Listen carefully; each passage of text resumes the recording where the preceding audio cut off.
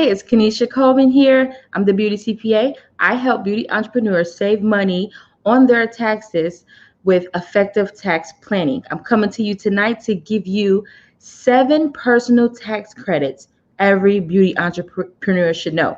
So, if you've been with me for the past 2 to 3 weeks, you know that we're in the middle of a tax planning series. Right now is a very good time in the year to conduct some tax planning. We have maybe 5 months of the year left, a little under 5 months of the year left, and you have enough time to arrange your financial affairs in a way that could minimize your 2020 tax bill. So that is why I have this tax planning series going on. When I review your tax return to see if you have any room for improvement, right? So if you have any tax saving opportunities, I use a 6 step framework. Okay.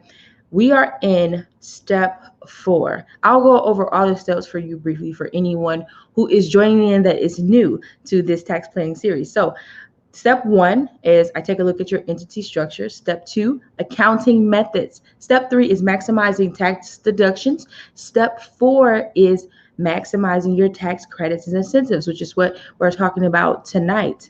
Step 5 is retirement planning. And then step 6 is looking at some advanced tax planning strategies or some loopholes. So please come on in. Drop something in the comments letting me know you're here. You can hear me, give me a wave. Hello to everyone that is joining and coming in. We're going to get right into it. I know it's late. It's, not after 9 o'clock on the East Coast. It's 8:15 where I am. So I will not take all night. I promise this will be brief, but I did want to come to you and give you these 7 personal tax credits every beauty entrepreneur should know. If you guys have any questions or comments about, what we are talking about, please feel free to leave them in the comments. If you're watching it on the replay, you can still leave them in the comments and I will, respond to you, or you can DM me and we can connect that way to talk about your question or comment. So without further ado, let's get right into it. The first one I wanted to present to you all. I want you to keep all of these in mind because these are kind of like the foundational basic personal tax credits that you should know and you should keep and always be aware of.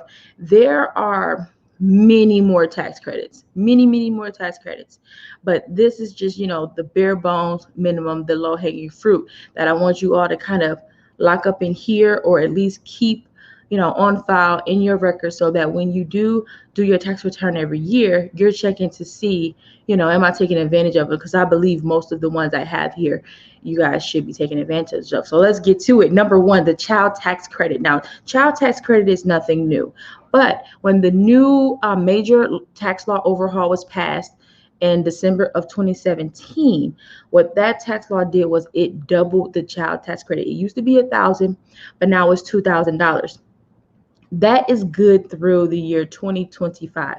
So the first tax return that you would have gotten that double would have been the 2018, the 2018, and it's good through 2025. Now, unless this new administration, whoever it may be, come in and make it permanent, that's going to expire after 2025, and it'll go back to $1,000. You get this child tax credit for any qualifying children that you may have under the age of 17, and they have to be under age of 17 as of the end of the tax year. And this is good for what another thing that the new tax law did was not only did it double it, but it raised the amount of income a person could have to qualify for it. I forget what it was before, but now for married filing jointly, it's up to $400,000.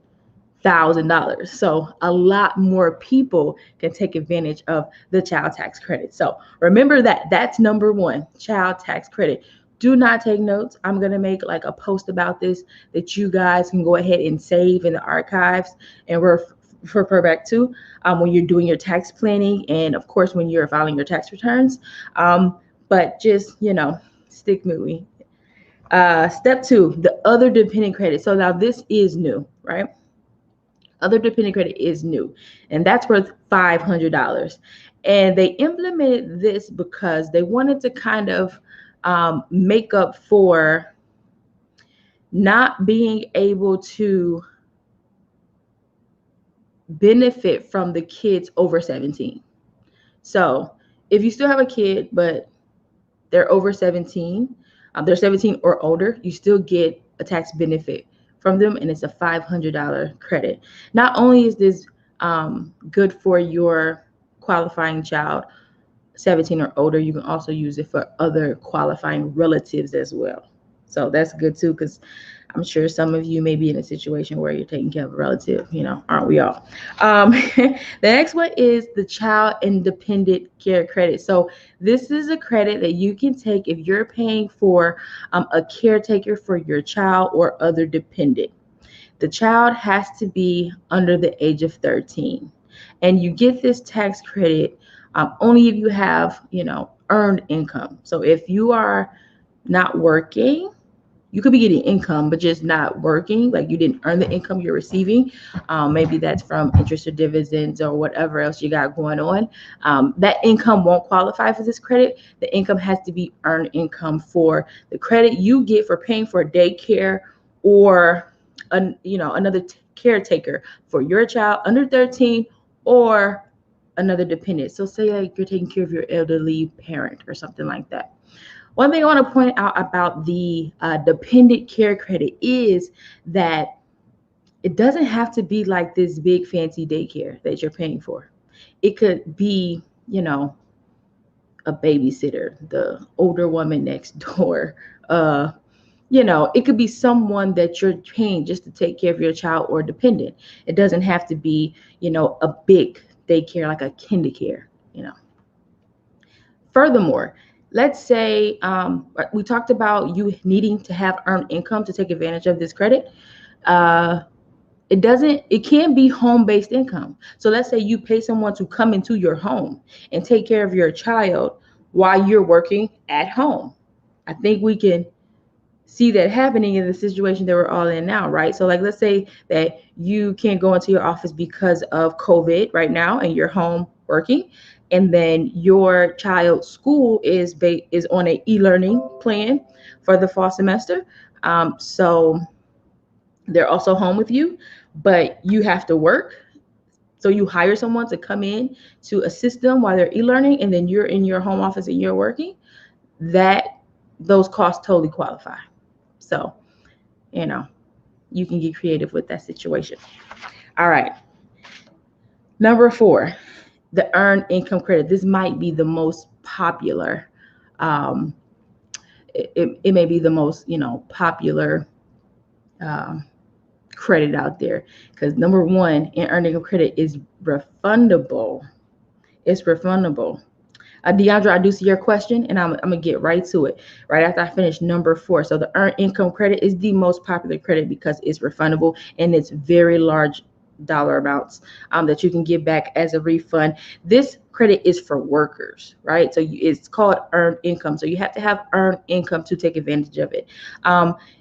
You get more as a credit as your family grows, or as your dependent grows, and the less money you make, right? So if you have, and I'm not calling out specific numbers, but if you have, let's say you have 3 dependents and you're making like, I don't know, $25,000, the credit could be in excess of, $3,000-$4,000. That's a very nice tax refund. So make sure that you are looking into if you qualify for earned income credit. One misconception that's out there is that you can't get it if you don't have dependents. It's not true. You can have 0 dependents, 0 children, and still qualify for earned income credit. It totally depends on your income. So don't count yourself out just because you do not have children. There is a phase out, and it's very, very low. You can't get any credit. Like, so for example, if you have 1 kid and you're making a little over $40,000, you're done for EIC. So keep that in mind. So to Deandra, to your question, does after school activities count, such as basketball or after school programs? They don't. Just because the purpose of those programs, the sole purpose of those programs are not to take care of your children, right? It's not a daycare facility or a person in the business of childcare, right? So one thing they're going to ask you when you fill out the form to get the credit attached to your tax return, they're going to say, okay, who was this person or organization in the business of childcare taking care of your child? Right. So although, of course, I'm a parent, right, and I use extracurriculars to, it's good for the kid, but however, the added bonus is it occupies them until we can get home from work or, whatever we got going on. But that's not like the extracurriculars' first intention. They're not in the business of childcare or caretaking. So I wish though. And if anything changes with that, I will let you all know. Okay, so number 5, the Savers credit. Yeah, they watched it. Yeah, no, I completely agree. But if the organization that is having the extracurricular, the school activity, right? If it is not, if the program is not, if the first intention is not caretaking, right? So let's say, let's to unpack that a bit. Let's say you have a program. Is the program child care that offers an activity, or is an activity and you are, and a byproduct of the activity is looking after your kid? So what's the first intention of the program? Now, if the program you're thinking about, if the first intention is child care, and then the activity is the byproduct, yes, it will count. But if it's the other way around, right, it's an extracurricular. The main point is recreation, and the byproduct is they get to occupy your child until you can get to them, then that would not count. So take a look at the program that you have your child enrolled in and see what is your first intention. What is the core activity of the program? Is it child care or is it recreational? And that will help you know whether it qualifies for the dependent care credit. I hope that answered your question. If it doesn't, feel free. We can unpack this, if we want, or if you want to look at the specifics with me, feel free to, DM me and we can talk about it. Number 5, the Savers credit. This is a credit you get for contributing to an IRA or a Roth retirement account. I love number 5 because this is something you would have done anyway. This is something that we all should be doing anyway. We should be paying our future selves anyway. And if you do make a contribution, you get a tax credit based off the first $2,000 that you contributed. Now, I like this. Number 5 comes right in time because tomorrow and the rest of this week, we'll be talking about retirement planning, right? That is step 5 in the 6-part tax planning framework is retirement planning. Pay your future self and not the government.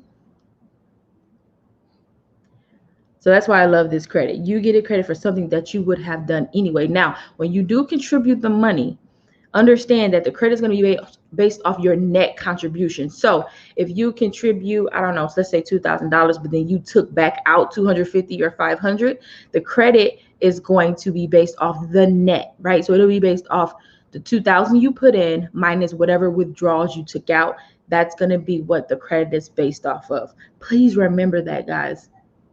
Please remember, you get a credit based off of your retirement contributions, which is awesome. Okay, number 6, premium tax credit.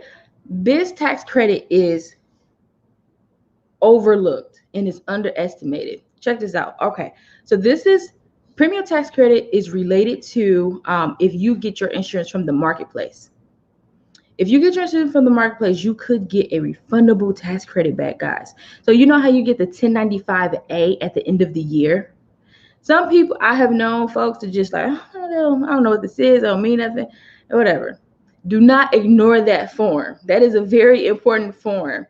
I know it comes in this little conspicuous envelope that you like tear off old school. And you just like, you kind of don't know what it is. It's just like numbers on a sheet, on a grid. But it's a very important form and it could get you money back. The flip side of that, it could have you paying more money, but the good part is that it could have you getting money back. So what happens is you take this 1095A, and what you have to do is you have to reconcile the advanced premium tax credit that you might have received throughout the year for your healthcare if you got it through the marketplace. So what happens is when you apply to the marketplace, they base your premium based off your income. A part of that premium may be paid by the government through an advanced premium tax credit that they will send directly to the insurance company. So you never see it. You might not even know it or realize it. But based on your income, they will say, okay, we want to assist this person that needs health care. So we will pay a portion of her premium and we'll send it right to the insurance company. Okay. At the end of the year, when you get your 1095A and we need to reconcile it. And what we do when we're reconciling, we're saying like, okay, this is how much money you said you were going to make. This is how much money we based your premium off of.